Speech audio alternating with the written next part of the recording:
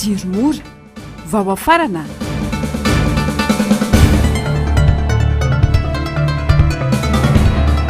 Orinasa karana mitrandraka volamena ho voilava mananjary manome fepitoana hatramin'ny folomena ifokon'olona ialany. Feno ariva tsinanana iverina amin'ny dady izahay.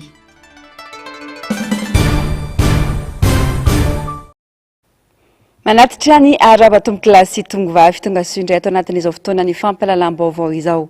Ampanajana sy ampitiavana no manasakanao nandraka ny antsipirim-baovao hatramin'ny farany. Vaovao ny fampianarana ambony ho ankafatsika ny fiarana amin'ity alina ity. Ny resaka vatim-pianarana sy ny tsy fahazoana diplôma na dia efa vita aza ny fianarana santionana amin'ireo olana sedran'ireo mpianatra ao amin'ny oniversite ny Feno Arivo Atsinanana. Nanomboka androany dia niroso tamin'ny fitokonana ireo mpianatra. Rehefa nandray ny fandalovan'ny filomarika Ravalomanana nefa izy ireo dia hinanaka anazy. Ny aino sy nijery ny zavatra iainan'ireo mpianatra ny filoha Ravalomanana na dia nosakana ny zandary azy. Mitatitra izay vaovao izay Asinandriamalala Mathieu Princy. Nosakanan'ireo mpianatra ny oniversite ny Fenerivest izay nanao fitokonana hanao ny olona ny fampianarana ambony ny fiarantondra ny filomarika Ravalomanana. Tsy nanaiky ireo mpianatra raha tsy nitondra ny marary azy sy ny manjo azy teo anatrehany.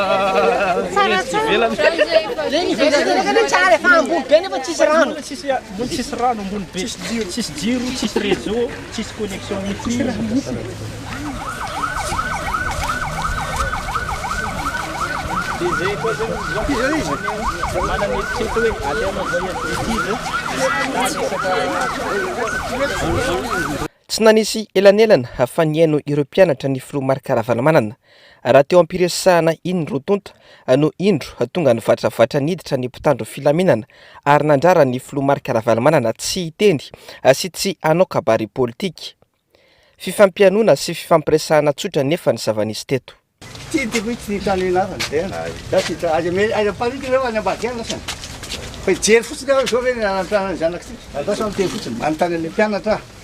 Ndao président mbatero kely le tany io lena be zay misy gara ritrantatra atsafa zay matokana eto azao voajaka ino franchise universitaire amizao ina le ataontsika hoe discours politique comme ça ina le tianareo le izy maso mijery anareo ao ka zay tsy avelonareo miresaka ina le atao hoe tsy azo atao alors zareo iresaka aminay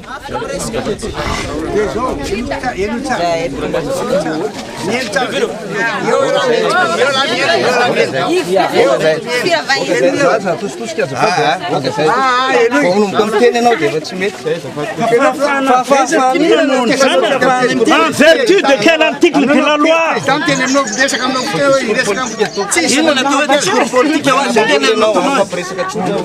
inona natao hoe discours politique tsy possible nda iresaka any amin'ny président de république da ampenina reo iresaka mahita nreto voaka reto dia miresaka dia milazy izy hitako zay zava Ny tontolon'ny fampianarana ambony mihitsy no marary raha nambaran'ireto mpianatra.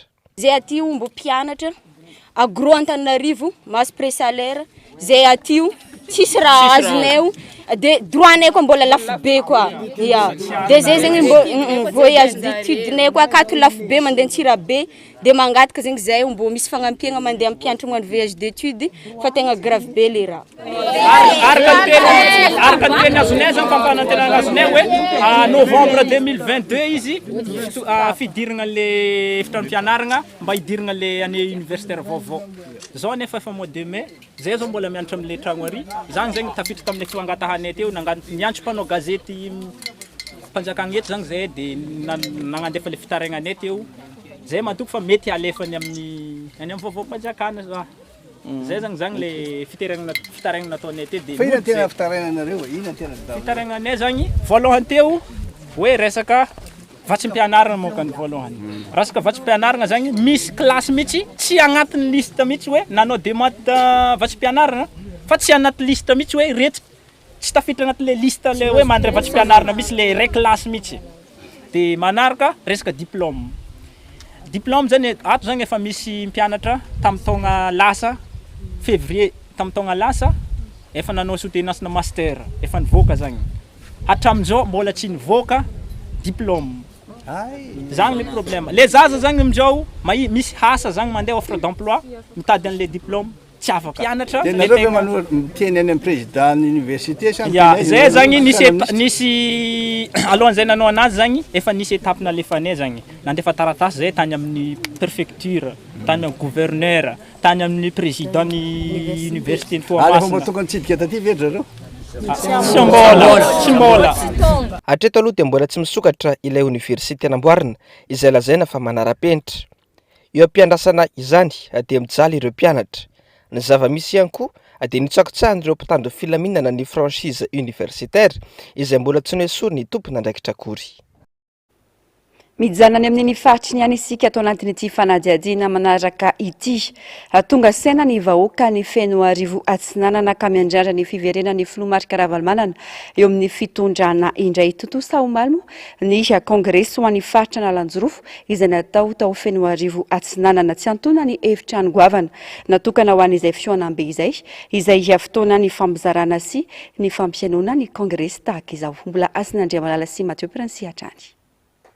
Tonga saina nivoaka amin'ny feno arivo atsinanana ka iverina sy miandrandra mafy ny fiverenan'ny filomarika Ravalomanana eo amin'ny fitondrana any Madagasikara indray. Ankoatry ny teny dia noporifon'ireo vahoaka afavonina ny anohana ny filomarika Ravalomanana izy ireo. Epokolina ny efitrano malalaka nanaovana ny hetsika ka voatery nivoaka teo ivelan'ny efitrano nanaovana ny hetsika ny Antokotiko Madagasikara. Teto dia niaino ny feon'ireo vahoaka teny fotony ny filoha nasionaly ny Antokotiko Madagasikara. Ny ara-tsindalana sy ny voka-dratsin'izany ny olana tena niverimberina teto. Mandigny anao tonga monsieur le président satria taloha izy koa misy fiovana sady mahazo PRDM no normal hatramin'ny kitapo hatramin'ny zavatra tonga dossier inox daholo tsisy zavatra karahan'izay agnatin'ny fampianarana. Zao tsisy fikarakarana zay na dia magnano taratasy dossier mivanga taratasy fotsy alefa misisy koa. Tsy ilainy olo isan'izay mpampianatra. Mikasiky ny fahasalamagna iarahantsika mahita ny raha misy l'hôpital izy ny koragna tay. Maty noho ny tsy fanagnam-bola ireto vahoaka reto nefa ny zavatra hita efa tsy manjary ny fitantarana raha simba ny ologno reraka. Mikasiky ny lala ilalagna io monsieur le président zany tety fatry jiaby tao jusqu'agny Ankofa be ary hitondra hafitra ho anare maro antsetra hadignonare hafitra nanga ho anare tamin'ny président atao fofony le resaka fa ny ologno maro antsetry mangatiky ny mbo hitongavanao agny fa nanegny amin'ny tongotro nanegny amin'ny tagnana tamin'ny orakoraky sy oeraoerany zalahy io zao tora mipetraka ny lavanio ny vato sisy ampividy nanegny mitongava agny anao fandrainao voaka ny mananara sy maro antsetry zay ny fiangavia. Mahatsiaro anao président ny zavatra atsiarovanay anao tamin'ny tondrasanao zany dia misy ny kit scolaire isan-taogno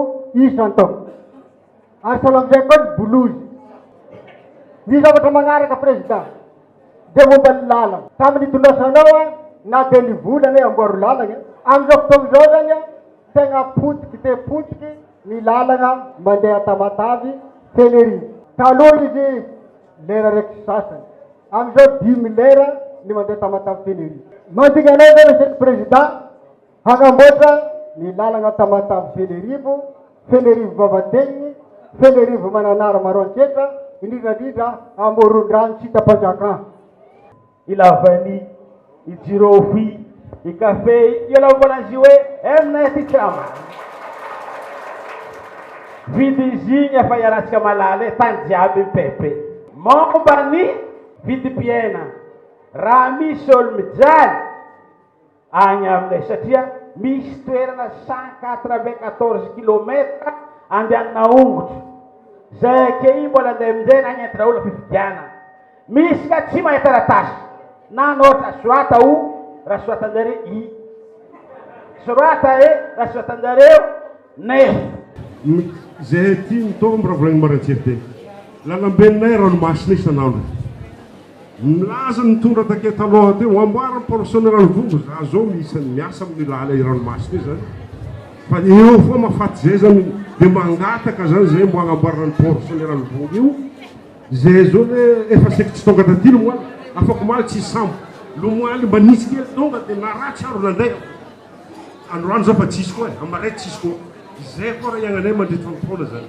ka miangavy Andriamatofoloha anao zany tsy maintsy tafahirina amin'ny fitondrana io port io zany ny haigninay agny misy zany tamin'andronao nitondra zany mbola nisy ny ambulance anao koa fa niaraka maty tamin'igny ny ambulance zay nananganay de amin'izao Andriamatofoloha zavatra roa ny mahafatifaty olo avy agny amin'ny district misy anay ny sarany tomobily tsy zakan'le olo tsisy vola de faharoa magnaraka na zakan'le olo le tomobily andalambe maty amin'ny faratsen'le lala faharoa fa magnaraka an'izay vavategny na tokony atao opération avavate Fianarivo atao zay vao misy toerana azo andidiagna ka tokony hanana toeram-pandidiagna any aminay. Tena mankarary ireo malagasy ny fotony akoho ny kolikoly ka nentin'izy ireo ateo anatria ny filomarika raha fanomanana izany.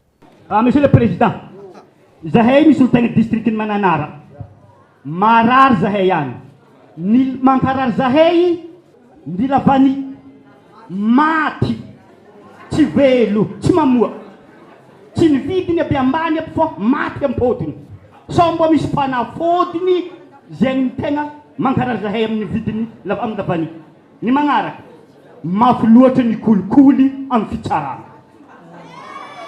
zay ny mahatonga ny filohagna mba miangavy le batao filoha hijery akaiky ny amin'ny fitsarana fizagnahary ambony tany ny magnaraka amin'ny hôpitaly mandeha mampila fa mifototsy azahoagna odiko tsisy vola ary ny fahantrana latsaka reraka ny olo amin'ny crise magnara-pengy andrea batao filoha magnasa anao ampanajagna zahay ary magname toky iraka zagnahary zahay zao zahay ketôtsy aminao aomby malahelo loatra mandeha ny halatrolo kidnapping zegny tamin'ny andro mitonga sana tsisy tsary misy olo nahenanony zeny anisany facteur anankiray mahatonga ny olo kamany tena jaza andeha antana maventy fangalarangolo fangalaranjaza marary Andriamatofoloha zay zavatra zay ary tsy sitigna gamadiniky agny ambanivolo agny zay zavatra zay re fa misy mikasa anadoublon indray ny lisy mpifidianana toy ity nitranga ao amin'ny district ny Mananara avaratra ity. Ny lisy mpifidianana zegny amin'ny agny Andriamatofoloha tegna mariny fô sisy fieteza magnaporofo zegny misy agnaran'ologno araiky miherigny misy telo inefatra ampokotany araiky ary tsy vitan'izegny koa magnentan'olo zahay ao mandeha misaotra agnarana amin'ny fokotany fa misy se fokotany aminay agny minia mihitsy mamerigno andeha saotra agnarana palelo zay raha zegny Andriamatofoloha fa zahay ndraiky tsy agneky manomboky zao ka hatramin'ny farany ary mariny koa tena take Andriamatofoloha fa maro tanora amizao tafiditra agnatin'ny fifona zava-madomely tafiditra zegny mo nirongolo zay akany mariny koa zegny fô amizao akeo ny tanora tegna tsisy asa ary afy tafiditra agnatin'izegny ny tegnanay manana diplôme zay ke Andriamatofoloha lasa tavela agnaty vatra ndraiky fa lany malavo lany kalalo ke malahelo zay Andriamatofoloha zay tanora mba tsinjo. Ankoatr'izay dia maro amin'ireo mponina ao Fianareva Atsinanana no mangataka ny verenany onjam-peo sy ny fahitalavitry ny MBS ao anaty boky ireo fahitalavitra mampita amin'ny alalan'ny zanabolana. Feo tokana ihany mantsy no tonga aty an-toerana.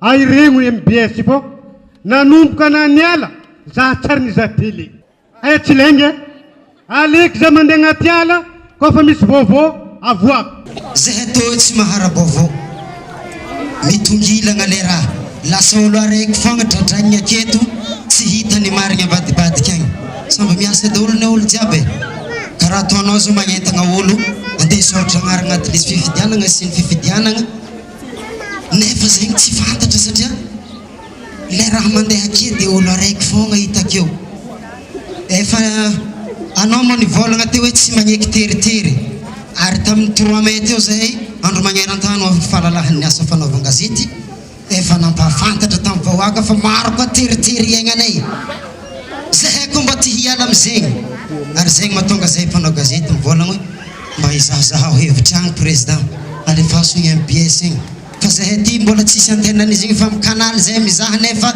tsisy raha hita ao satria tsy mandeha ao le izy magnino zareo nagnala ananjy forcé ao zareo hagnerigna ananjy na mety hadreva hevitra anao hagnerigna ananjy monsieur le président misaotra tompoko sationany zava-misy ao amin'ny faritra Analanjorofa avokoa izany rehetra izany malona izany enta mavesatra asakain'ireo mponina izany dia miantso ny filoha Ravalomanana hamonjy azy ireo ny vahoaka amin'izao fotoana izao président tsy ho voavitako tsony zay fa ahay hifidy mba hialan'ny gisa mainty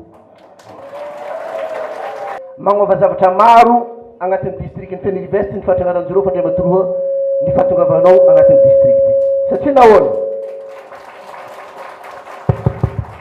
maro aminay agnatin'ny districtny Fenilivest sy ny faritra Analanjorofa Andriamatoroha diso fanantenana tanteraka agnatin'izao fitondram-panjakana mijoro zao satria nagnino maro ny fampanantenana natao vitsy de vitsy ny fagnatanterahana zay zavatra zay zao anisany mahavelombolo reto mpizaika reto fa hitondra vahaolana sy fampanantenana vaovao anao agnatin'ity districtny Fenilivest ihany ty nahitana solotena avokoa moa ireo distrika rehetra mandrafitra ny faritra Atsinanana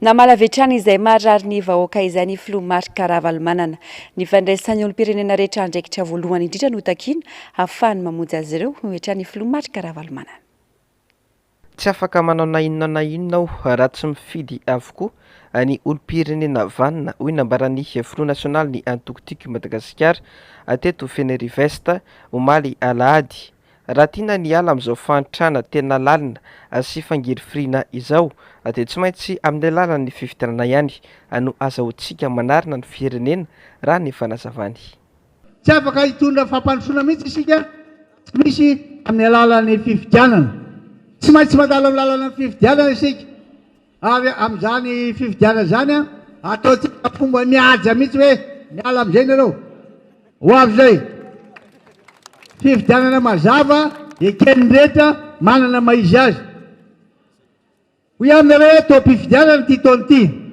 tom-pifidianana zay amerenana indray any amin'ny boka fana isaka ny 5 taona ianao tsara ho azay tsy mara isaka ny 5 taona dia tsy maintsy misy foana ny fifidianana zay filoham-pirenena satria nahoana mandeha manda 5 taona ihany ny filohan'ny republika ka tapy zay ny azy dia efa nilaza zareo senia sy ny ACC hoe amin'ny 7 volana novambra ny fidinana voalohany io ihany dia vitany atsika tsy za fidinana faharoa zany satria nahoana efa tena simba potika tanteraka ny firenentsika iarahantsika mahita tsara fa potika ny firenena jereo lalam-pirenena rehetra na aiza tany re fa dia tena mitaky fanarenana maika dia maika izany zava-dehibe ny fifidianana ino tsara ty zava-dehibe ny fifidianana satria io ny lalana iray azahoantsika ny fahefana ka ahafahantsika hitondranay fanavoizana fanamboarana fanarenana ny firenena miverina mivahoaka hoe aminareo ny fahefana ny dika zany dia zao ny vahoaka no Andriamanjaka ary vahoaka ny tompon'ny fahefana adidy lehibe voalohany tsy maintsy ataontsika rehetra soratra anarana manentana ny hafa mba hisoratra anarana ao anatin'ny lisitra mpifidy raha tsy ao anatin'ny mpifidy ny anaranao dia tsangan'olona fotsiny ianao tsy afaka manao ninina miantso ny mpitondra mba anaradalana ihany koa ny filoha nasionaly ny antoko atiky Madagasikara efa any amin'ny fokotany ho iaho ny lisitra ny vonjomaika ny mpifidy ka na misy lesiko ara dia miantso anareo seni zahay satria ny vahoaka tsy malala afa-tsy nareo ary nareo manana raikitra lehibe amin'izany asa ataonareo zany fifaninanana masina ny fifidianana noho zany fifidianana ihany ny faninanana amin'ny fomba demokratika tsy soresin'ireo reto aza matahotra ireo tsy misy na inona ataon'ireo zao hoe vahoaka banany izy sakanany izy zao zatrano efa nilazanareo ary mpitondro manarary nareo lalàna tsisy lalàna mihitsy a mbola mifoanana hoe foanana ny lalàna tsy mahazo mampivorivory olona ny mpalao politika raha tsy foana aloha iny lalàna iny a tsy azonareo atao milaza hoe tsy mahazo mivorontsonareo fa tsy maintsy anaty efitrano rehefa ohatra zany ianao nova lalàna dia foanana aloha le lalàna atao aloha ianao nefa tsy nana foana noho zany zany mbola manakery foana le lalàna ary iny lalàna iny a lalàna universel iraisam-pirenena hoe ny olona rehetra dia manana zoa iaino a ivezivezy a ilaza amin'ny malalaka ny opinion noho zany zany a famorina vahoaka tokony tsy teritery ohatr tsapa ho ny filoha Marc Ravalomanana fa tena manjaka loatra ny kolikoly eto Madagasikara amin'ny lafiny rehetra kanisy ny fampanantenana nataony ho an'ny vahoaka malagasy indrindra ho an'ny mponina eto Analanjorofo. Ho anareo fotoananao mba ataovy re le dépolitisation zany hoe tsy fanaovana politika tsy fanaovana politika ny ao amin'ny fitsarana jereo nge ty mahazo mivahoaka ty raha vao miteny ny olona hoe le kolikoly tega dolo le mafy mahazo azy ny avy any Mananara ny avy any Maroantsetra ny avy any Vavatena rehetrarehetra mihitsy eto misy enina district ka mitega dolo ny olona hoe foana ny kolikoly io dia milaza aminareo tsara ary manamafy feto akasonareo eto fa tsy hisy tsony zany hoe kolikoly zany efa miaraka tsika tsy matahotra nareo satria ahoana mahatonga an'izany io a zay ataon'ny mpitondra lehibeny ihany no ataony eny ambany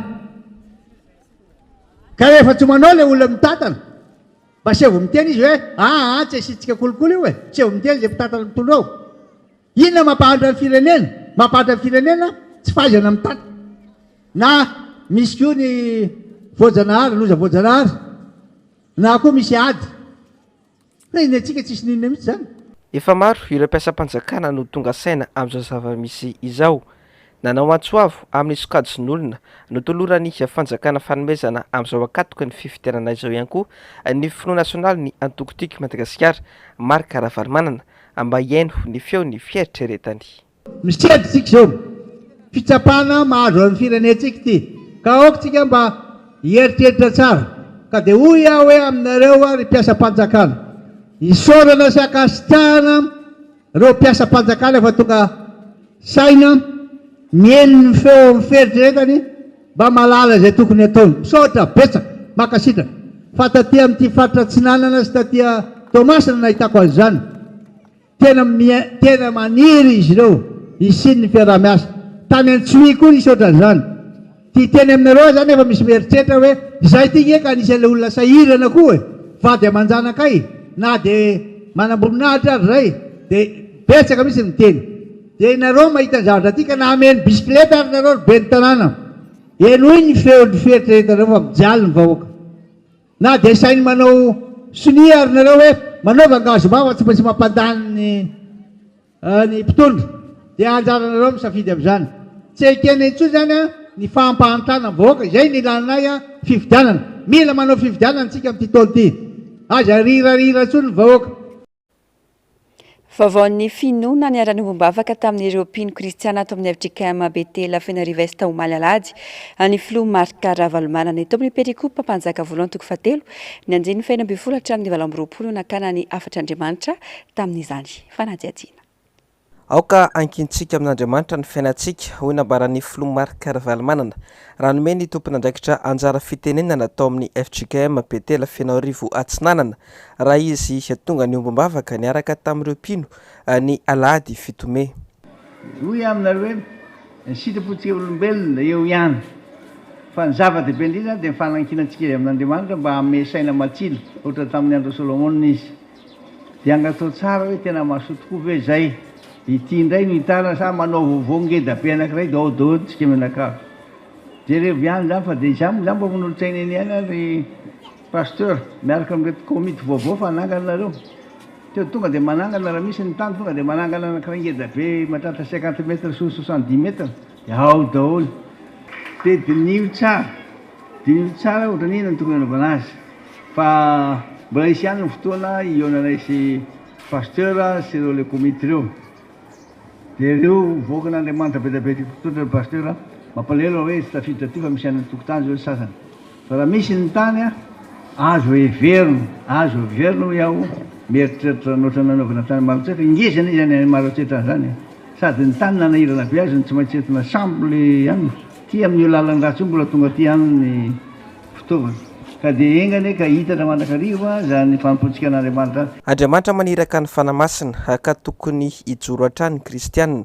Io ny fampahirezana nomeny mpitandrina ireo mpino tonga niarany ombam-bavaka.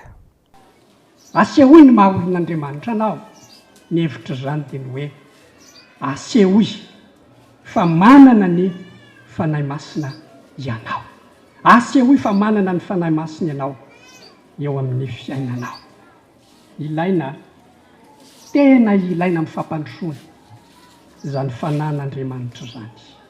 Natomboka ho marilahady ihany koa ny fanokafana ny iray volana isampana lehilahy kristianina eto amin'ny FJKM Betela Feno Arivo Atsinanana. Afantatra fa mpino 424 no niarany ombam-bavaka tamin'ity alahady ity. Lafim-baovao hafa tanteraka kosa indray mifandraiky amin'ny fifidianana. Ny farana ny sabotsy teo ny fanamarinana ny anarana ao anaty lisam-pifidianana teny amin'ny Fokotany. Raha ho an'ny Fokotany nanaovana fanadihadiana tamin'ity androany ity dia narisika tamin'ny fanamarinana ny anaran'ny olom-pirenena. Jessica Miray, Manora Andriamalala. Fokotandrona ny tonona nanaovana fanadihadiana androany. Ny teto Manaritsoa Atsinanana sy ny teto Ampangabe Anjanaky ny Volo. Efa samy vita ny sabotsy teo avokoa ny fanamarinana ny anarana tao anaty lisam-pifidianana. Saika nitovy avokoa ny fahadisoana hita teto, toy ny anarana sy ny laharany kara-panondro. Ny fahadisoana tsy dia nisy fa ny teo amin'ilay hoe latsaka. Teo zany ny somary nisy ihany ny tsy voadika ny sy latsaka ihany ny sasatsasany fa ny olona izay tena nanamarina kosa aloha dia ireo olona nanantena ny hoe efa mandeha automatika fotsiny. Tamin'ny Fokotany Manaritsoa Atsinanana manokana aloha zany tsy dia neny nisy ihany ny diso fa tsy dia betsaka firy zany le hoe diso. Inona ny tena diso? Le numéro 4 dia le anarana. Raha ho an'ny Fokotany Ampangabe manokana, manodidina ny 2,4 alina ny mponina eto. 5,000 eo kosa ny isan'ny mpifidy ny taona 2024.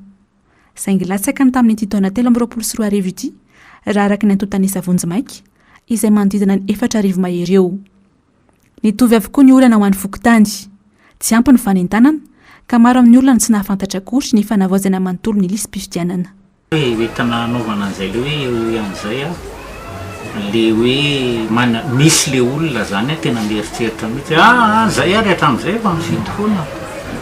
Dia mbola tsy maintsy mandalina satria rehefa manentana anazy ianao dia zay izy voataitra hoe tsy maintsy miverina dia misy koa moa sasany mieritreritra hoe anareo hoe ao amin'ny Fokotany tsy efa mahafantatra hoe zay tokony ho ao ohatrohatr'izay.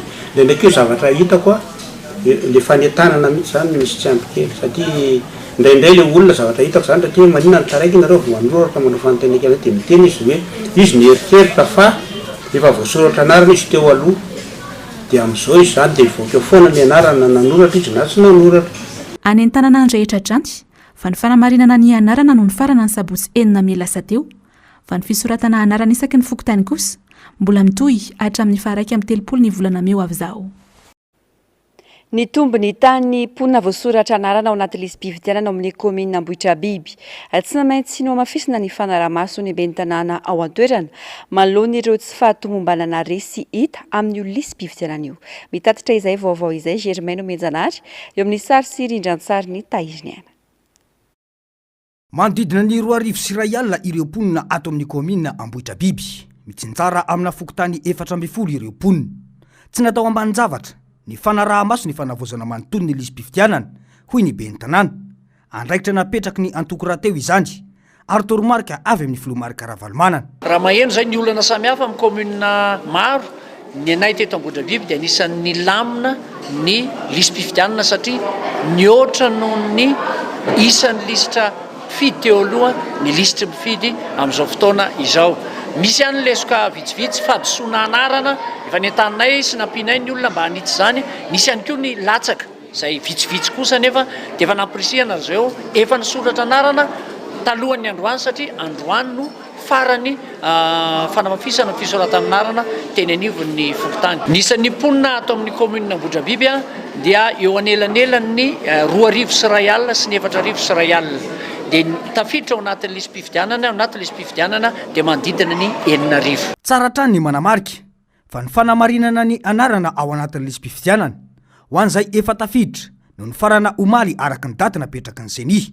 Fa mbola mitohy hatramin'ny faran'ny volana Mey ity kosa ny fisoratana anarana eny anivon'ny fokotany ho an'izay tsy mbola nisoratra anarana mihitsy. Nanatanteraka fivoriana omaly ireo solitena ao anatin'ny antoko-tsiky Madagasikara avy amin'ireo fokotany 4 mandrafitra ny commune Ambohidrabiby. Mazava ny tanjona dia ny ametrahana ny paikady manoloana ny andraikitra ho raisin'ireo mpikatroka ho fiatrehana ny fifidianana fanadihadiana. Andraikitra sahanina amin'izao ankatoko ny firosoana amin'ny fifidianana izao ny fananganana ireo antenne isaky ny fokotany. Io no nambarany volan'ny Komtima ao Ambohidrabiby taoriany fanatanterahana izy ireo ny fionambe sy ny fametrahana ny porovaovao. Mazava ny tanjona dia namerina indray ny filomarika Ravalomanana eo amin'ny fitondrana ny firenena. Izany raha teo no antom-pisian'ity antoko ity hoy ny fanazavana. Tena velona ny antoko-timma eto amin'ny commune Ambohidrabiby. Efa velona hatr'izay satria ny commune Ambohidrabiby no hany commune napahalany be ny tanàna timma teto amin'ny faritra By eto amin'ny distrikana Avaradrano. Velona ny antoko-timma teto ary ny fotoanandroany dia nanamafisana fa mbola ao anatin'ny fahavelomana zany antoko-timma eto amin'ny commune Ambohidrabiby izany satria efa tena akaiky ny fifidianana ary ao anatin'ny atao hoe fofona fifidianantsika tena iomanana zao zany dia ny hoe fametrahana ireo tompon'andraikitra ifotony isa-pokotany, fametrahana ireo tompon'andraikitra atao hoe antenne ireo ary fanomezana toromarika sahady mba iomanana ara-tsaina, iomanana ara-pitaovana, iomanana ara-potokevitra hijoro hiatrika izay fifidianana filoham-pirenena izay mba hahazoana fandresena mazava ao anatin'ny commune Ambohidrabiby. 7 ora no nanaovana ny fampiatsoana saingy nahitana solon-tena avokoa ireo fokotany misa 400 mandrafitra ny commune ho an'ireo mpikatroka timma eny anivon'ity commune ity. Efa niasa ary mbola hiasa ho an'ny tanindrazana ny timma ao Ambohidrabiby ho hiatrany ny fanazavana. Anjaran'ny mpifidy tsirairay ny anovana tsy ny hoavin'ny Madagasikara ho an'ny 5 taona manaraka. Farisina misoratra anarana manamarina izany anaty lisam-pifidianana ary mandeha mifidy no tokony atao laharam-pahamehana. Tafiditra ao anatin'izany ihany koa anefa ny fanaraha-maso entitra mialoha mandritra ary aorian'ny fiomanana ny fifidianana rehetra. Ravirazafimaina sy Andry Rakotomalala. Tsy lefitra amin'izay kajikajy maloto ataon'ny mpitondra angalaram-bato na nodinana ny safidy amin'ny fifidianana ho avy eo ny antoko-tsiky Madagasikara. Tsy kisendrasendra fa tafiditra ao anaty fanaraha-maso ny fizotra ny fifidianana ataon'ny atoko ny fidinana ifotony manentana ny olom-pirenena. Sefokotany raha misy tafiditra ao anaty lisam-pifidianana. Sefokotany tsy tafiditra misy tafiditra. Misy ihany koa ny sekretera pokotany tsy tafiditra ao anatin'ilay izy. Amin'ity ndray mitoraka ity tena marina ny tenen'ny président Ravalomanana ary tsy anaiky intsony. Ny antony efa fantatra mino daholo ny zavatra tsy mety sy zavatra eritreretry zareo angalaram-bato sanatriava. Ny zavatra tena tsy maintsy atao zany zao dia tena ho arahana akaiky ny fandehan'ity fifidianana ity ary ny olom-pirenena rehetrarehetra mihitsy ny entanina anara-maso ny zavatra misy ny fotony ary tena hijery hoe inona marina ny tena mety zavatra mety manahirana antsika dia haitsika avy eo mandefa an'izay fitaraina an'izay nareo amin'izay tompon'andraikitra eny fotony eny na amin'ny solom-bavam-bahoaka na amin'ny aty amin'ny sezitsika mihitsy ary mba hahafahantsika misoroka sy hahafahantsika ihany koa miteny dimiloha hoe misy zavatra tsy mety. Pejiny toe-karena fiovana goavana hita ao anatin'ilay volavolan-dalàna vaovao. Mifehy ny harena kibonitany sy ny loharano-karena stratégique ny fiakarany saram-panjakana na ny redevance. Anisan'ny volavolan-dalàna olaniny antenne mera amin'ny fivoriana ra-potoana voalohany ity ny makasika ny fitrandrahana. Mitatitra ny vaovao Jessica Miray sy Manu Randriamalala. Efa antaonany maro no ny andrasana ny volavolan-dalàna mifehy ny harena kibonitany sy ny loharano-karena stratégique. Nolaniny filakevitry ny ministra ny alarobia 12 aprily teo ny volavolan-dalàna vaovao mifehy izay harena kibonitany sy loharano-karena stratégique izay na ny code minier. Anisan'ny fiovana goavana hita ao anatin'ny code minier vaovao ny fiakarany saram-panjakana na ny redevance raha 2 isan-jato teo aloha na mpiakarina ho 5 isan-jato. mbola nijanona hotely kosa ny fahazahoan-dalana toy ny fahazahoan-dalana ikatroka na ny permis de recherche PR, fahazahoan-dalana itrandraka permis d'exploitation na PE, ary ny fahazahoan-dalana natokana ho an'ny mpitrandraka amin'ny tanana permis réservé aux exploitants artisanaux PREA. Na ena kosa nefa ny toerana ahafahana mitrandraka ny zara roa, izany hoe ho an'ny permis de recherche izao raha 2 kilometatra toradroa no afaka notrandrahana teo aloha dia tena 5 kilometatra toradroa izany ao anatin'ilay code minier vaovao. Raha 10 kilometatra toradroa ny permis d'exploitation teo aloha dia na ena 500 kilometatra toradroa ao anatin'ilay code minier vaovao hatrany. Tokony hipetraka tsara kosa ny fitsinjaram-pahefana hoy ny ambarany solombavambahoaka. Ny fitsinjaran'izy ao zany 1,5% zany tonga dia mijanona aty amin'ny prélèvement tokony hijanona mbola misy jeu de mots fa zay ny rectifienay rehefa manao travaux de commission zay fa ny tadiavinay zany 1,5% mijanona ry amin'ny fitsinjaram-pahefana zany vondrom-boka fitsinjaram-pahefana any amin'ny CDT. Dia ny 3,5 zany miakatra aty amin'ny fohy be ao zany ny olona rehetra maka ny taxe tokony raisiny zany na finance zany na impôt zany na douane zany tsy tokony mihoatra an'izay tsony zany ny taxe esorina aty amin'ny mikasika amin'ny code minier. Zay zany zava-dehibe fa iny fitsinjarana iny koa rehefa nanao ny présentation monsieur le ministre ohatrany efa nampakafeo zany ny solombavambahoaka tanatin'ny zay présentation zany dikan'izany mbola tsy mahafaly ny sasany zay zavatra zay. Miandrandra fanatsarana avy amin'ny fanjakana ny mpandraraha. Miandra ihany koa ny ampiarana izay lalàna olany eo. Efa tamin'ny taona 2024 no nisy ny fandaniana lalàna amin'ny feno fitrandrahana farany. Zany hoe tsy mampanenanay eo amin'ilay fiakarana fa mba atao tery io miririniny tsy hahafatin'ny reniny tsy haposiny zanany. Zay ny ray.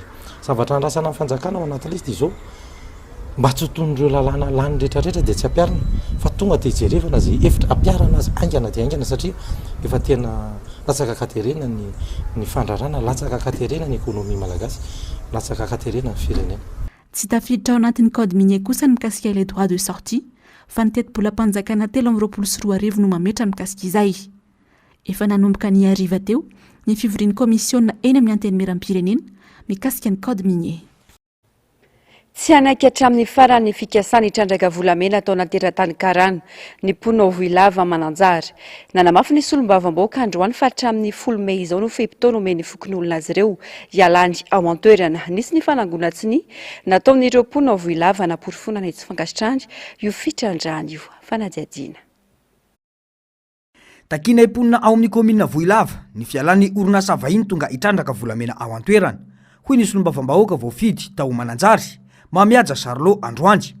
Raha ny fanazavana dia tonga nakatsodranto tamin'ny ampanjaka ireo mpitrandraka vahiny ireo ny alarobia 7 ny volana May lasa teo saingy tsy tafiditra tao amin'ny tranobe centrala satria tsy nanaiky ny anaovana ny fitrandrana ireo mpanjaka ao an-toerana. Nanome fehim-potoana hatramin'ny 10 ny volana May izao ireo vahoaka mba hialany ireo mpitrandraka ireo ao Voilava. Misy mpitrandraka tonga teratany karana mitrandraka ao atampo tanàna ny Voilava, atampo tanàna volamena ataoko esararana zany. Raha mbola tany misy fanjakana eto Madagasikara sy azo ekena mitrandraka eo atampo tanàna zany. Maro ny sy manaiky azy eo an-tanàna efa nampandregnesina ny ministra tompon'andraikitra na ny Kampomanja tonga dia eo an-damosy ny sekoly Saint-Raphaël zany eo atampo tanàna ny Voilava. Efa nisy koa ny fifampiresahana nataonay ny angavin'le mpitrandraka reo mba hiala raha ny vaovao heniko androany maraina dia efa nikisaka izy ireo fa tsy fantatra raha mikisaka fenao fiasainy satria misy ireo mpitondra ao Mananjary miaro azy ireo koa. Izahay egny fotony zany dia sy mahareny nininy sisy zavatra heninay efa olo mirokoroko fitaovana itrandraka ny tonga eo an-tokotany zay vao taitra ny mpiaramonina. Nisy ny taratasy nataon'ireo fokon'olona nalefa tany amin'ny ministera ny arenan-kibony tandry ho fanajana ny rafitra misy eto amin'ny firenena. No sy niavin'ireo mponina ao Voilava io taratasy io. Ny any vahiny ny tokony ho asarotsika fa ny malagasy zay tompony kosa rehefa magnara-dalàna ekeo ampiasa fitaovana goavana ekeo hanofa fitaovana goavana amin'ny mahamalagasy azy zay satria any gasy anga io e fa ny lalàna fotsiny akadrena tsara mba ho tombosoa ho any gasy marina ny fitrandrahana, ny fivarotana, ny fanodinana, ny fanondranana arenan-kibony tany eto Madagasikara. nanamafy ity solombavam-bahoaka ity fa tsy ekena ny fitrandrahana ka sain'ireo teratany vahino atao ao amin'ny tanàna ny Voilava ao Mananjario. Voalaza moa raha ny vaovao fa tompon'andraikitra ambony eto amin'ny firenena avy amin'ny faritra Mananjary iny no ambadika ireo karanam-pitrandraka volamena tonga ao Voilava ireo. Andrasana nitoy ny vaovao. Tsy nisy solombavam-bahoaka ny avy anteny meram-pirenena ihany no tokony handray fanapahan-kevitra amin'ny orinasa JIRAMA fa ny vahoaka malagasy ho ny solombavam-bahoaka Rodin Rakotomanjato. Fanambakana vahoaka sisa no ataony ity orinasa ity izay tsy dia hita ny tena antom-pisiny ho an'ny fiainam-bahoaka ankehitriny ho ny fanazavany. Mitatitra ny vaovao Germaine Menjanary sy Taiziniana. Tokony atsahatra ny vahoaka malagasy aloha ny fanomezana vola ny orinasa JIRAMA. Io no nambarany solombavam-bahoaka Rodin Rakotomanjato izay voafito amin'ny distrika ny Arivonimamo androany. Tsy misy afa-tsy ny famitaham-bahoaka no atao eto toy ilay filazana fa jiro mora io ho ity solombavam-bahoaka ity. Jiro tapaka lava nefa no iainan'ny malagasy kanefa ny faktura tsy mitsahatra midangana. Izao ambakaina amin'ny jiro mora indray kanefa raha ny fanazavana dia mbola tsy eo ampelantanan'ny JIRAMA akory io lazaina fa jiro mora io. Deputevany ambanivohitra misy ny tena dia mijaly le vahoaka satria iritsahana la aiza le JIRAMA tsy manam-bola fa mandeha manentana ny ambanivohitra amin'le hoe jiro mora dia fitahana amin'io akana vola zany azy registrena le olona dia akana vola dia antanina izy omaly le tompony raikitra dia hoe io mbola ny mois de mai juin tsy mbola any zany vao tonga le jiro mora. Inona ny jiro mora atao kitiara maty lava daholo ny turbine inona ny jiro zay aomenao an'le olona zany raha tenenina le izy dia hoe misy zavatra paikady mamenatra asa raha ohatra ka zay ny tianytenena hoe omena an'le fond souverain nagnatahana an'le SPM ave le SPM mandray hoe nitondra ny tantara ianao le tsareo vidy jiro any ivelany dia ohatra lapadereve no atao amitahana an'le any ambanivohitra jiro tena jiro zay zavatra misy. Miala olana lava no ataon'ity orinasa ity tao anatin'ny 4 taona nahitana tanteraka ny tsy fanajana mpanjifa izay. Lohataona lazaina fa tsy ampy ny rano fa avaratra mahitrano sy turbine fararano tsy hodrivotra no manakorontana. Vola be tsy tokony tsy foroana nefa no alefa ho fanampiana ity orinasa ity. Rehefa tsy nandeha mivary fa miakatra vary vidy lapadera reo zaraina dia asoratana le olona dia tonga daholo le vahoaka ampiditra jiroko dia aron'olo izy ny olona fa sahirana efa 250 000 francs 150 ny ambandrina mampiditra an'le izy dia asoratana ny anarana dia tolobotsa vola fa maninona raha tonga dia hoe ty vola ty jiro dia tonga dia mipetaka jiro hoe brasio ty fa alokony zay dia tsisy fangalatra zany fa raha nantsenana mibangany JIRAMA efa be loatra fa tena fahita tanteraka ingiasy raha mivolana rotsaka zany hoe raha nratifena tato amin'ny assemblée sy ny banque mondiale sy ny tsy fantatra ny JIRAMA na itsangambizy bio nalakely io leo bojatovora sisehana vola tsomby menany JIRAMA nefa izy ty laza mbola hoe tsisy sosy za mame fa tokony tsy ametsolo le gazy fa tokony mitsangana hoe oka zay satria makaiza le vola be dehibe. Izay orinasa mba manana fahafahana ividy milina mpiary herinaratra dia mividy saingy mitombo ny masokarena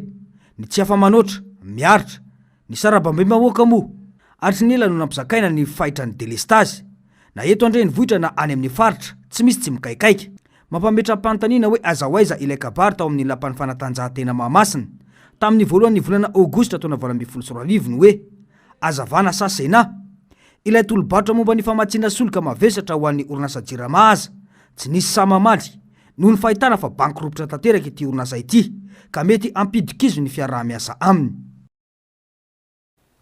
Misedra olana amin'ny famatsiana ara-tsolika no orinasa JIRAMA vokatry ny fisitan'ireo orinasa mpamatsy no ny tsy nandraisan'izy ireo ny volany avy amin'ity orinasa mpanjakana ity. Omary no fiatraikany io fisitany io indrindra amin'ny famatsiana jiro.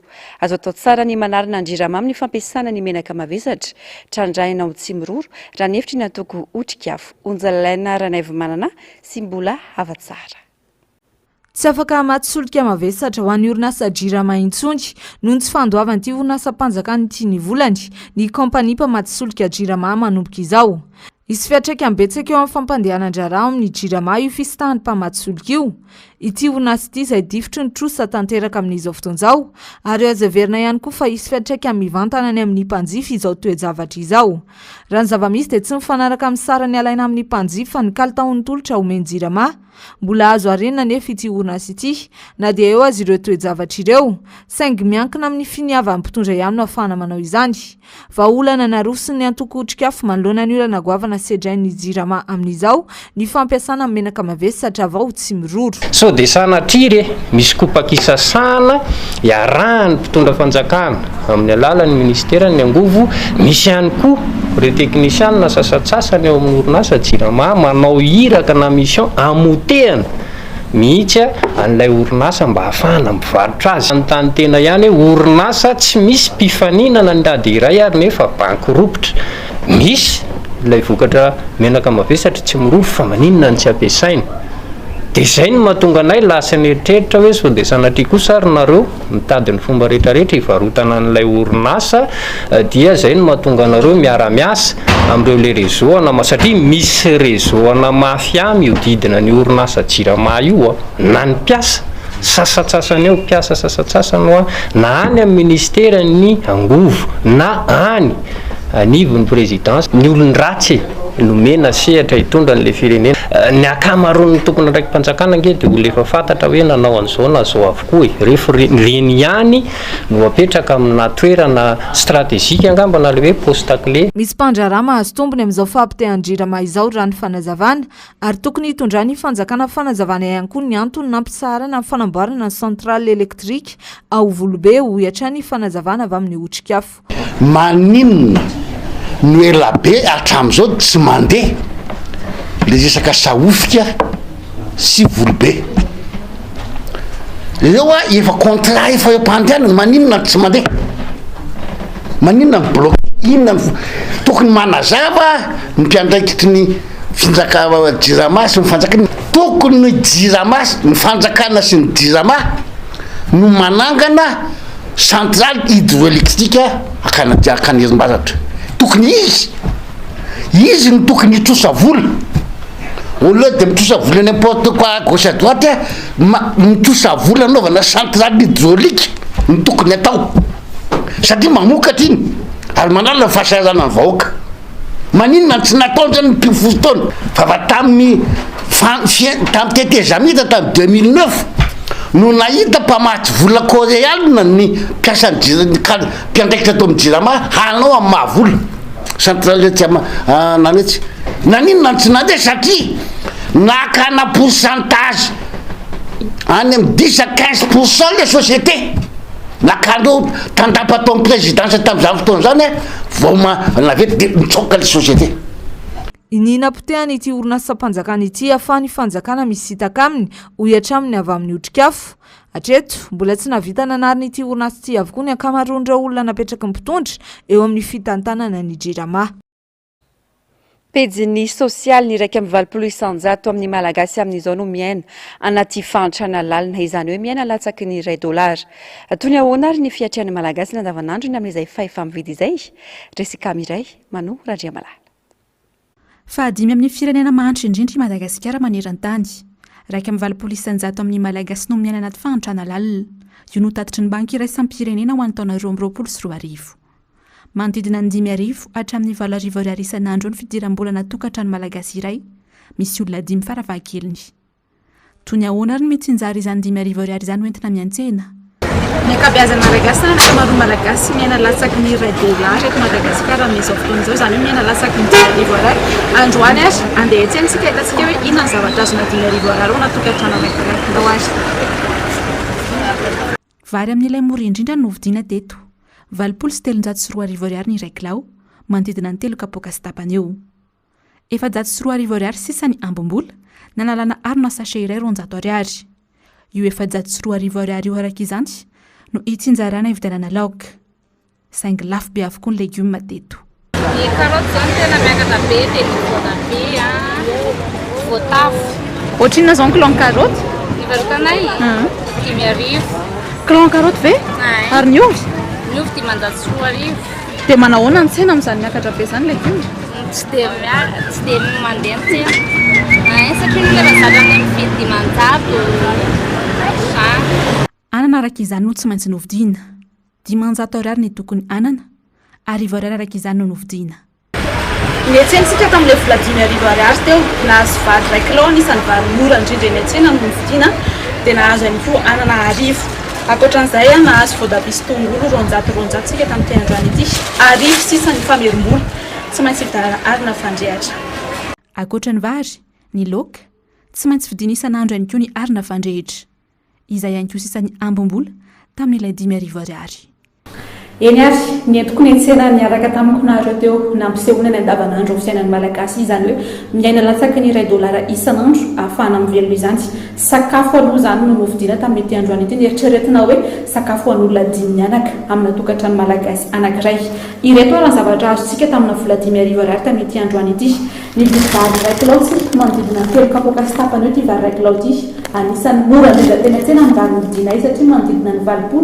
sy 304 ariary teo ny kilao ankoatran'izay mividy anana ihany koa tsika satria ity sisa no ambony tamin'ny ary novidanana vary anana 10 ariary zao tiany novidiana androany ity ankoatr'izay ity voatabia ity 200 ariary novidiana teny antsena ihany koa izy ity ary tongolo 200 ariary ireto anankitelo ireto nitokatrano malagasy ny ankamaroantsika ihany koa dia mbola miaina amina arina fandrehitra tsy maintsy mividy arina fandrehitra zany tamin'ity androany ity no 10 ariary ireo zany mifahifa mividin'ny malagasy amin'ny andavanandro ny vidanana 5 ariary sy ny vidanana ireto sakafo ireto izany hoe mbola tsy ao anatin'ny kajy aloha zany mahakasika ny menaka sy ny mahakasika ny ahitrahitra hafa fa ireo no tena tsy maintsy iainana asa hoe ampy tokantrano anankiray olona 5 hoe ireto sakafo vidiana tamin'ity androany ity vaovao ny fahasalamana zazalatsaky ny 5 taona mahery ny 5 tapitrisa no kendrena vita vaksiny fanefatra amin'ny lefakozatra na polio manerana nosy manomboka ny 12 hatramin'ny 17 Mey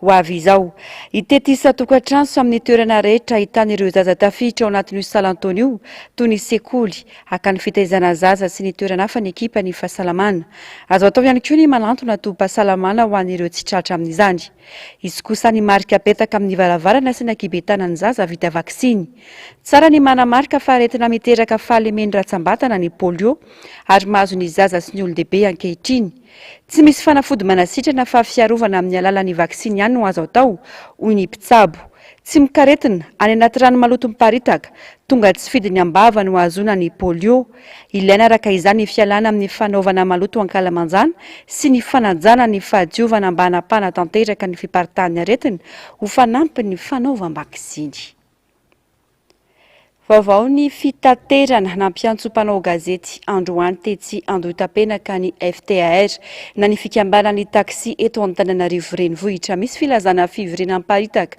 eny amin'ny taxi amin'izao izay toeriny FTAR ary antsony biraony ny taxi tsy anatrika izany fotoana izany resika miray sy manohy Randriamalala ity letrakitra na filazana fampiantsona miparitaka eny amin'ny taxi amin'izao miantso ny taxi rehetra ho avy amin'ny fiaonam-be ato amin'ny kianja mitafy Mahamasina Rampitso.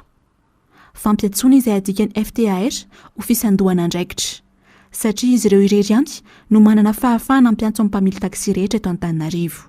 Dia izay zany no miteny hoe raha ny rafitra kosa izay napetraka ny taxi ary eken'ny taxi toteny eo anatrehan'ny taxi amin'ny resaka famorina satria taxi Antananarivo le kendren'ny zareo vorina dia ny FTAR ihany. Lasa manao usurpation de fonction ny manao an'izany hoe andeha ianao hoe ohatra hoe raisiko zany le exemple teo hoe taxi ambe felatanana ve dia andeha ampiantso ny taxi Antananarivo renivohitra rehetrarehetra ohatra fa zay zany le izy hoe lasa misy am'izay fanitsahana andraikitra zay zany izay atao izay tsy ekenay miantso ny taxi rehetra araka izany ny birao ny FTAR tsy ho tonga amin'ity fotoana ity fa ny birao irery ihany no anatrika ny fotoana manazavatra ambadika mantsy ny FTAR ny fampilazana radio tsy misy soni tsy misy fitomboka ary tsy fantatra izay nampiantso miaya kosa ny FTAR fa ny VTM na ny vondro ny taxi matiana no ambadiky ny fampiantsoana.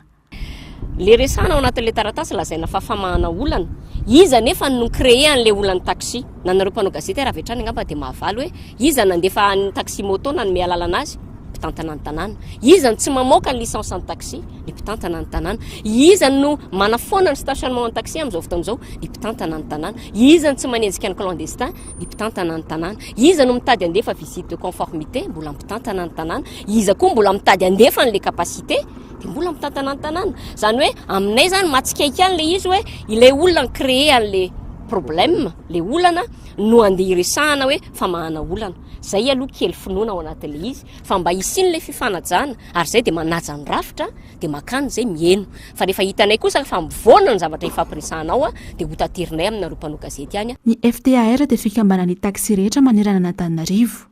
Manana taratasy fijoroana ara-dalàna sy ara-panjakana ary manana birao voafidin'ny mpamily taxi. Ny FTAR dia nitsangana ny taona 2024. Latabatra CW dimapolo mahery no atolotra ho an'ny EPP Ambodiafotsy izay fanampiana avy amin'ireo mpiara-mombonantoka amin'ny komina Ampitatafika entina hanoanana ny sehatry ny fampianarana. Olana sedrena eny anivon'ny sekoly miankina amin'ny fanjakana matetika ny fanterana na fahasimban'ny fitaovana ampiasaina. Tokony atao mifanaraka amin'ny filana ny fitaovana ampiasaina mba hisitrahany zaza sy ny tanora malagasy fampianarana tsara kalitao. Onjalalaina Aranaivo Manana Simbola avatsara no mitatitra ny vaovao. Paikady anisany ahafahana manomana firenena vanina ny fanomezan-danja ny fampianarana ary akina no avy ny firenena ny fanomezana fampianarana tsara kalitao ho an'ny zaza sy ny tanora malagasy. Miankina amin'ilay tany mpampianatra sy ny fanana fitaovana tsara ary mifanaraka amin'ny filana no ahafahana mampita ny fahaizana ny mpianatra. Tsy ho zarizary ny fampianarana raha toa ka ratsy ny fitaovana ampiasaina. Tafiditra indrindra ao anatin'ny vinan'ny komina Ampitatafika ny fampiroboroboana ny fampianarana. Maro ny asa atao mifandraika amin'izany anatanterahana io. Tafiditra ao anatin'izany ny fampitaovana ireo sekoly miankina amin'ny fanjakana eny amin'ity komina ity. Dia matetika izay be voalohany ao anatin'ny sehatra Analamanga amin'ny examen official na amin'ny BEPC na amin'ny baccalauréat na amin'ny CEPE tsy manalavitra ny telo voalohany izay eto Analamanga no asitsika resaka. Dikan'izay mahay mampianatra amin'ny mpampianatra. Mety koa ny toerana fampianarana madio sy milamina ahafahana mifantoka tsara amin'ny resaka fampianarana, fampitana ny fahalalana. Etsakilan'izay ihany koa dia mazoto ny mpianatra ary ny ray aman-dreny ihany koa mba manam-paniriana mba hatafita an'ireto zanaka. Satria rehefa tafita ny zanaka dia afaka mampipita indray ny manodidina azy. Latabatra CW dimapolo mahery natolotra ho an'ny EPP Ambodiafotsy izay fanampiana avy amin'ireo mpiara-mombonantoka amin'ny komina entina hanoanana ny sehatry ny fampianarana. Olana mateti-pitrangy any amin'ireny sekolim-panjakana ireny ny fahanterana na ny fahasimban'ny fitaovana ampiasaina antony nanaovana izao hetsika izao. Kolotsaina, maro ny tanora mana-talenta amin'ny fanaovana mozika eto Madagasikara ary ny fanosehana azy ireny no anisan'ny fomba iray isintonana azy tsiroana amin'ny zava-mahadomelona. Efa manomboka manana ny lazany eo amin'ny sehatry ny mozika iraisam-pirenena ihany koa ny mpanakanto malagasy ka tokony ampiana tosika izy ireo ampiakarana ny lanja ny mozika. Tanora sady mpanakanto anisan'ny tondra avy ny mozika malagasy teo amin'ny sehatra iraisam-pirenena ny Tarika Soa izay tafaverina eto an-tanindrazana amin'izao fotoana izao. Fialamboly sarihana ny tanora mba tsironany amin'ny fandraisana na fifohana zava-mahadomelona ny fanaovana mozika. Maro ny tanora manan-talenta eto Madagasikara ary azo atao tsara ny mitrandraka ny fahaizan'izy ireny ampiroboroboana ny kolotsaina sy mozika malagasy. Santionany amin'ireo tanora nitondra avo ny lazan'ny mozika malagasy tamin'ireo fifaninana iraisam-pirenena Inaton sy Ludiso. Tamin'ny taona 2024 ny tena nahafantarana azy nandritry ny fandraisany anjara tamina fifaninana iray tany ivelany. Niverina ny ankatsehatra indray izy ireo tamina fifaninana kirairay tany Frantsa ny taona 2024 ary anisan'ny nampiavaka azy tamin'izany ny fanaovana ny hira amin'ny teny malagasy. Taverina eto an-tanindrazana amin'izao ireto mpanakanto malagasy ireto ary misy ny fionana karakaraina amin'ireo mpankafy. Mampiavaka ny fampisehoana ny resaka ny mélange de culture malagasy. Ny tanora malagasy avy any ivelany zany no sady mitondra ny maha-malagasy anazy no hitondra koa ny zavatra hitany tany ivelany mba hoe ampiseho ny fierté hoe mahavita zavatra ohatr'izao koa tsika organisation fa elaela no napetraka efa vonona tanteraka mihitsy zany ny ekipa rehetrarehetra amin'ny show e. Manana ny lazany sy ny maha izy azy ny mpanakanto malagasy ary ny fitrandrana izany no ahafahana mampiakatra ny lenitany mozika malagasy. Andraikitra ministera mpiano manosika azy ireny mba ho reharehan'ny firenena. Pejy ny fanatanjahantena no tsinjarain'ny federasiona malagasy misana ny baolina kitra ny vola prize money mitentina $10,000 tena amin'ny confédération ny baolina kitra eto Afrika tokony isitrany ireo mpilalao baretrany izany batany larana fahatelo tamin'ny lalao continental natao tany Algérie. Ny 50% ny volo ihany no mena ny mpilalao, ny 10% ho an'ireo kluba misy azy avy, ny ligue ny baolina kitra nahazo 10%. Ny 500 ihany koa ny Pro League Madagascar ary ny Federasiona Malagasy ny baolina kitra ny 30% ambony. Betsaka ireo mpankafy baolina kitra no nanakiana ity fanapahan-kevitra ity, nisy nilaza fa tsy mahagaga raha toka betsaka ny mpilalao no tsy mazoto intsony. Farany eo amin'ny maresaka iraisam-pirenena. Nanambara tamin'ny fahitalavitra tsy miankina iray ny filoha Ukrainiana Volodymyr Zelensky fa tsy maintsy resy Rosia ary hiatraminy nalazo ny Nazi tany amin'ny taona 1970. Ravorazafy-mahenina sy Andry Rakotomalala. Tsy mbola andravina hatreto ny disadisa misy eo amin'ny Rosia sy Ukraine. Mitony zera-bomba ataon'ny Rosia tony any Bakhmut mba hakana ankeriny ity toerana ity hatramin'ny rahampitso mifanandrify amin'ny fandresen'ny Allemagne izy niaraka tamin'ny Rosia tamin'ny ady lehibe faharoa moa izany. Rahampitso 7 mey rahateo no fetim-pirenena Rosiana. Etsakilany manomana sazo anorinasa sinoa maromaro izay manohana ny ady eo amin'ireo firenena roa tonto ireo ny vondrony Européanina. Orinasa izay mivarotra fitaovam-piadiana amin'ny Rosia raha ny fanadihadiany Financial Times. Nilazany tsy andray anjara amina hetsika fahatsiarovana nandresen'ny Allemagne rehetra moa i Ukraine. Fahatsiarovana ny fahataperan'ny ady lehibe faharoa ny androany ary natokana ihany koa fandresen'ny Nazi. Manoloana izany nanambara tamin'ny fahitalavitra tsy miankina iray ny filoha Ukrainiana Volodymyr Zelensky afa tsy maintsy resy Rosia ary hiatra amin'ny nahazo ny Nazi tany amin'ny taona 1970. Tapitra ny fampahalalam-baovao tomboky lasy tombovavy. Mangasitraka fenanao nanaraka izany hatramin'ny farany fandarana ahoana marina. Global News toy ny mazatra no arahinao vetrany aoriana izao fampahalalam-baovao izao. Aoriana izay kosa ny fandarana dinika. Arahin'ny horonan-tsary mitondra ny lohateny hoe Opération Fortune Ruse de Guerre. Ny tena kosa mametraka ny mandrapitafa ho amin'ny rahampitso indray tomboky lasy tombovavy.